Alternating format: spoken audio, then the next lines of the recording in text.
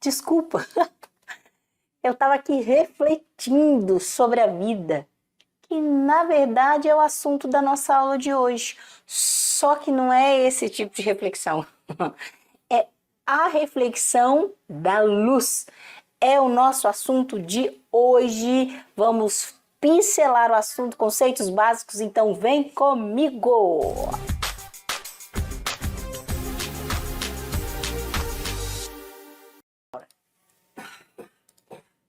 Pessoal, então, assunto de hoje, reflexão da luz, ok? Reflexão da luz nada mais é do que quando a luz, ao incidir e de encontro a um obstáculo, a um objeto, e nesse obstáculo, nessa superfície, ela retorna para o meio de origem, ok?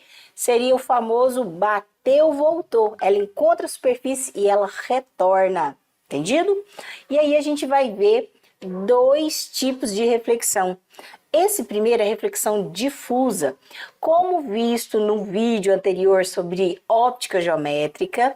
Caso você não tenha assistido, vou deixar aqui nos cards, aqui em algum lugar, para que você possa voltar lá assistir, falando sobre raios paralelos. Olha só, nós temos aqui raios paralelos incidindo sobre uma superfície irregular e como consequência ela vai refletir já não paralela, totalmente irregular. Qual é o nome dessa reflexão? Reflexão difusa, tá? A gente vai ver um exemplo prático daqui a pouco. Próxima reflexão, a regular. Aqui você já percebe a diferença. O que a gente tem? Uma superfície lisa, polida. Então, esses raios paralelos que incidem, vêm de encontro à nossa superfície, eles refletem paralelamente da forma que chegaram. Então, essa reflexão é a chamada reflexão regular. E nessa próxima imagem você visualiza as duas reflexões. Quando você olha direto para a imagem da montanha aqui, que nesse caso muito linda, né? A gente tem a reflexão difusa. Por quê? Porque a superfície é irregular, aí você consegue ver o objeto. E é, na verdade, a maioria dos objetos que você olha. Quando você olha para uma parede, você olha para o seu caderno, você olha para os objetos em geral e você enxerga o objeto, é porque esse objeto está refletindo difusamente. Em compensação, dá uma olhada aqui. Por que essa imagem foi escolhida?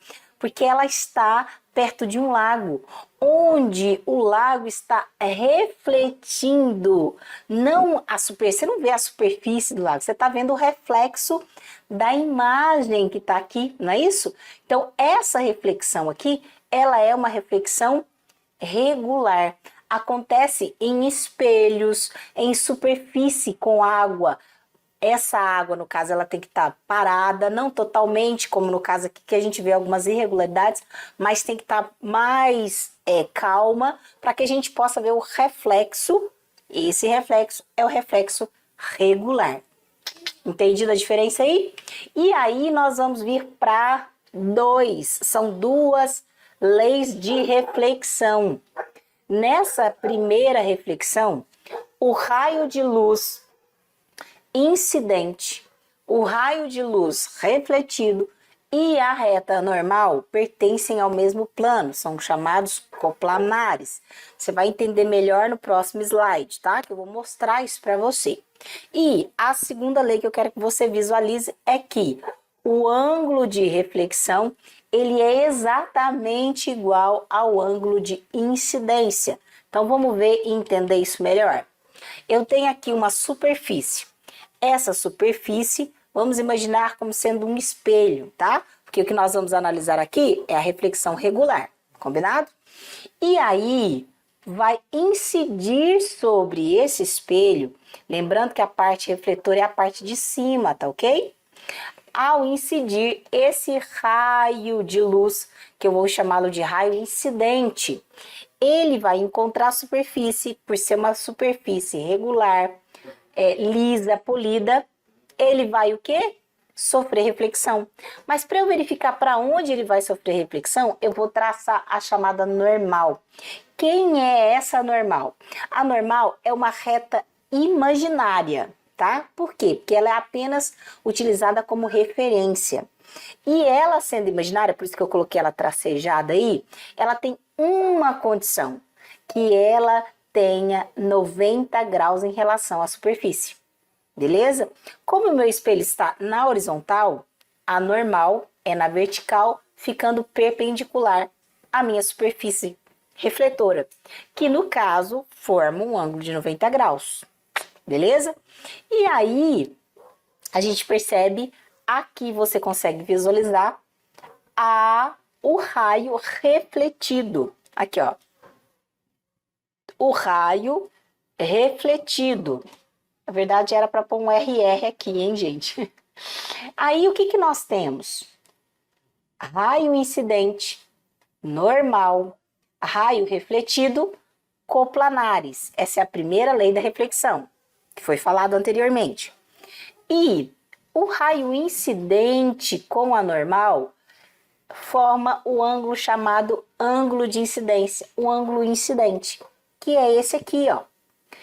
E o raio refletido com a normal forma o ângulo refletido. E lembra da segunda lei? O que a segunda lei diz?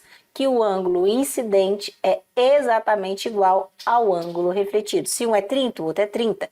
Se um é 40, o outro é 40. São sempre iguais. Fechou? E aí a gente vai aplicar isso onde? Nos espelhos. O objetivo dessa aula, gente, não é explicar a formação de imagem nos espelhos, tá?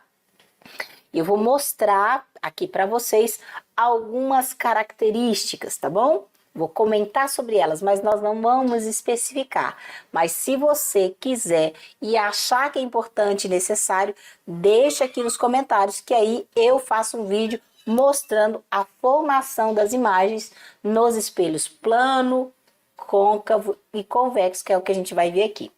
No espelho plano é fácil, gente, porque é o espelho que a gente usa no nosso dia a dia, não é verdade? Como nós vemos a imagem no espelho plano? Fica fácil de lembrar. Eu vejo a imagem lá dentro do espelho, como se estivesse dentro, literalmente, do espelho, né? Tanto é que quando você tem um espelho plano num ambiente na sua casa, a gente tem uma sensação de que o ambiente é mais... como se ele fosse mais profundo, como se ele fosse maior do que na verdade ele é. Porque ele dá essa sensação daquilo que está dentro dele, tá certo? Que é a imagem formada. Então a imagem se forma lá dentro dele. A imagem tem o mesmo tamanho, confere aqui comigo. A pessoa está observando e ela vê a imagem como se estivesse lá dentro do espelho. Aqui eu tenho o objeto e o tamanho da minha imagem é exatamente igual ao objeto, tá? E mais um detalhe, a gente tem a imagem, a gente chama ela de direita. O que é de direita? Ela não está de cabeça para baixo. Quando você se olha no espelho, você não se vê de cabeça para baixo. Então essas são as características de uma imagem formada por um espelho plano, que é igual, você vê aqui, direita e virtual. Igual significa do mesmo tamanho, direita não está de cabeça para baixo e virtual formada dentro do espelho. Beleza? Aí eu trago para você aqui, na verdade não representado, mas fotografado, um espelho esférico. E eu aproveito para lembrar que eu postei ontem, vou olhar o horário e talvez ainda esteja no meu story. Se não tiver, eu vou repostar. E eu queria que você fosse lá e respondesse. Por quê? Lá eu coloquei uma imagem e aqui eu vou te contar a resposta. Depois que você terminar de ver esse vídeo, vai lá no Instagram, no meu Instagram, aqui ó, tá aqui embaixo o meu Instagram, também tá na descrição do vídeo. Eu vou repostar. Então se você estiver vendo o vídeo no dia em que eu publicar esse vídeo, corre lá no meu Instagram. E aí eu já te dou a dica, tá vendo? Por que que é importante? Você está inscrito no canal e ativado as notificações. Mas vamos para lá. Quer dizer, vamos para cá, né? Vamos voltar aqui. Tenho duas imagens. Para quem entende de desenho, esse aqui é o nosso amigo Patrick, né? O Patrick, amigo lá do Bob Esponja, está em frente a um espelho. Esse primeiro espelho fornece características específicas que me permitem identificar que tipo de espelho ele é. Primeiro, você observa que a imagem ela é menor do que o objeto, que o nosso Patrick? O que significa isso? Esse espelho não poderia ser um espelho plano, certo? Em compensação, além de ser menor, ele não está de cabeça para baixo. Não, não, não, não. E por fim, essa imagem, o fato de ser menor e não estar de cabeça para baixo, eu identifico que esse espelho é convexo. Por que, Jussara? Esse espelho do lado de cá, que é o espelho côncavo, ele, na verdade, está me fornecendo uma imagem que não é de cabeça para baixo. Porém, ele é maior do que o objeto. Você vê que está grandão o Patrick da imagem. E isso caracteriza quando eu tenho um espelho em que a imagem não está de cabeça para baixo e essa imagem é maior, é porque o meu espelho é um espelho côncavo. Dá para perceber essa diferença assim, ó, tranquilo, ok? E um detalhe importante, convexo, só para deixar registrado, se o Patrick for aproximado do espelho ou afastado, não faz diferença. A imagem formada no espelho convexo sempre será menor, direita e virtual. Sempre.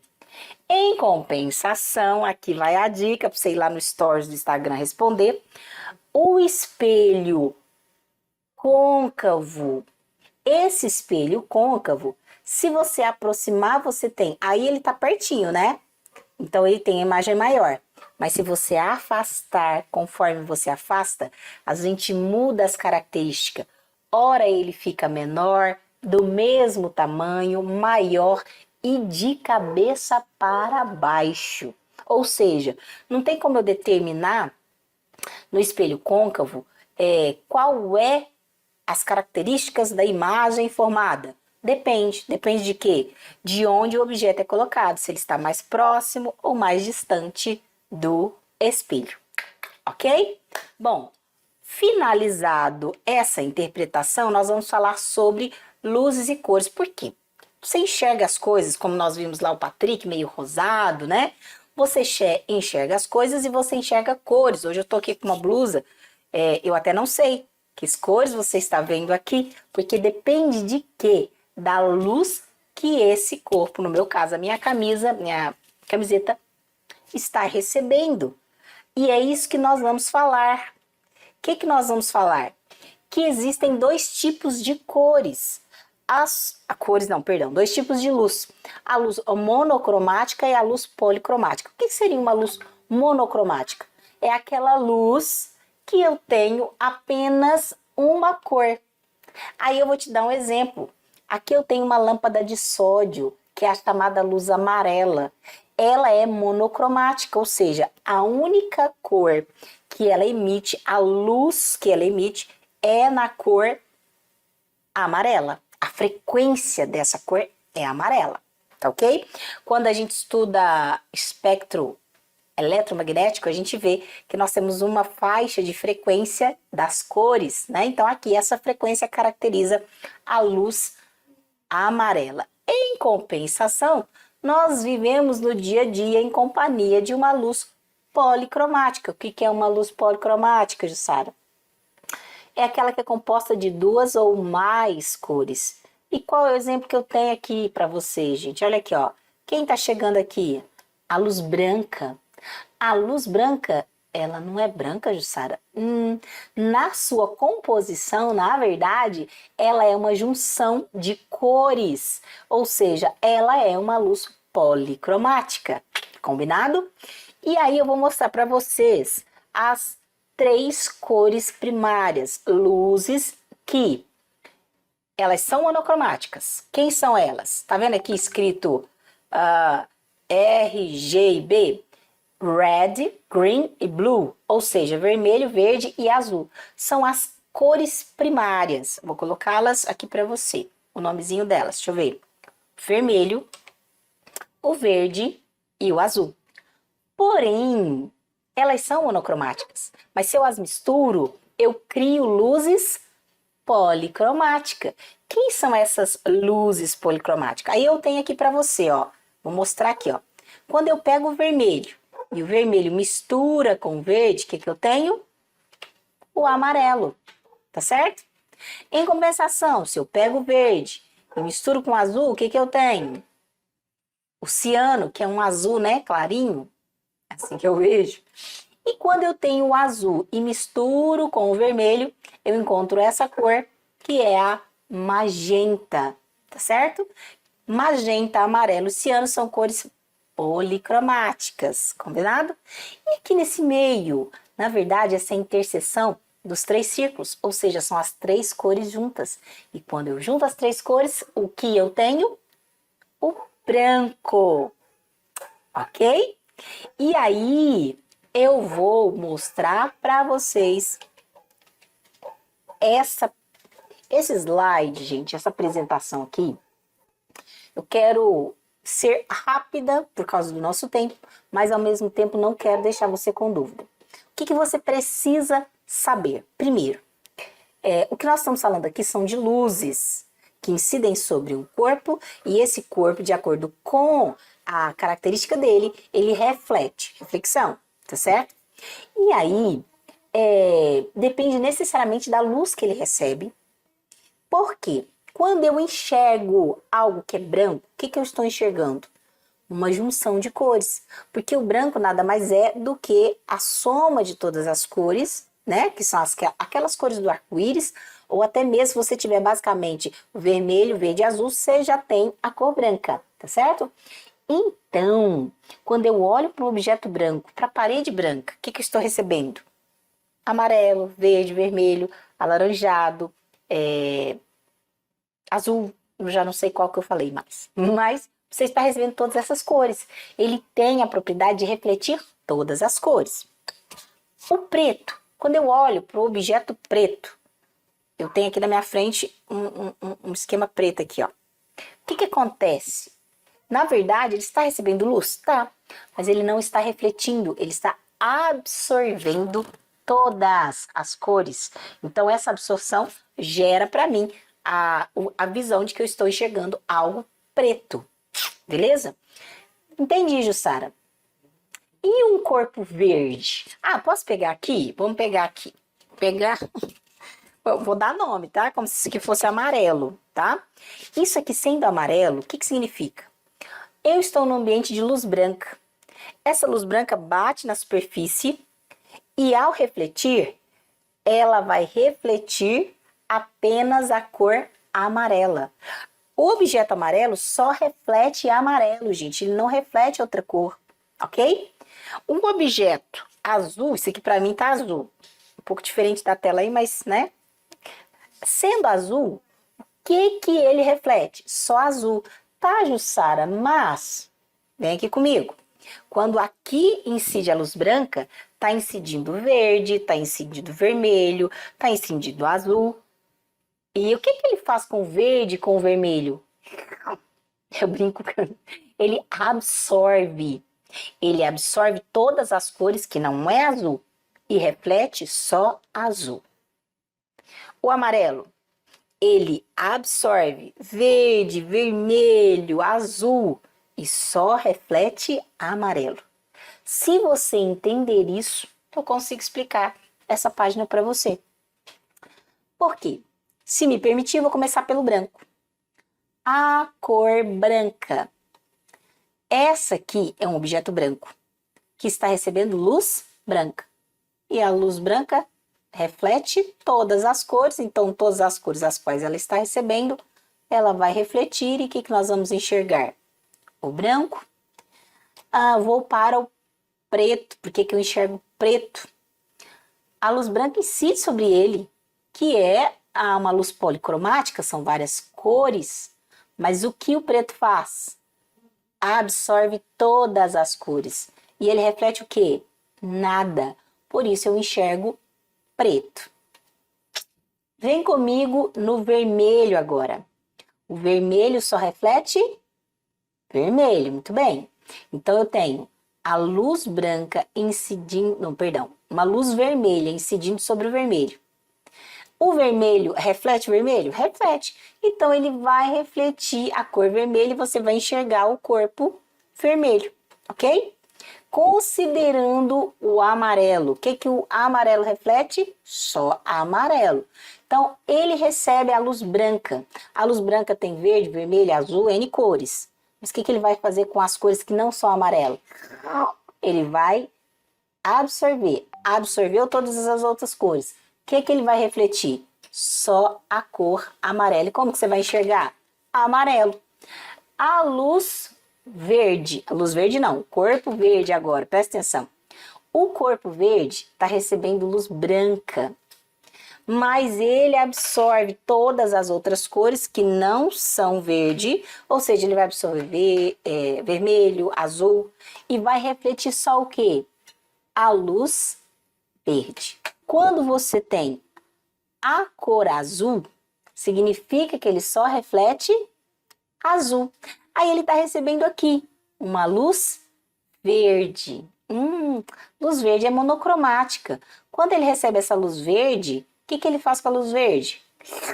Absorve e, consequentemente, ele não vai ter a luz, não tem luz para refletir.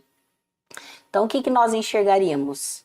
Enxergaríamos preto, ok? Eu sei que talvez para você esteja um pouco confuso esse esquema de cores, né? Mas eu finalizo aqui com você, volto aqui com o objetivo de clarear a sua mente. Lembre-se, o branco reflete todas as cores, o preto absorve todas as cores. As outras cores, elas só vão refletir se receberem a luz da cor delas. Ou seja, se ela não receber essa cor, o corpo vai ficar preto, tá? Isso é uma dicasinha aí para você. E se você ficou até aqui comigo, eu espero que eu tenha te ajudado, que eu tenha clarificado a sua mente quanto a esse processo de reflexão da luz, ok? Por hoje ficamos aqui e eu digo, como sempre digo para vocês, espero você no próximo vídeo. Ou seja, te vejo por aqui.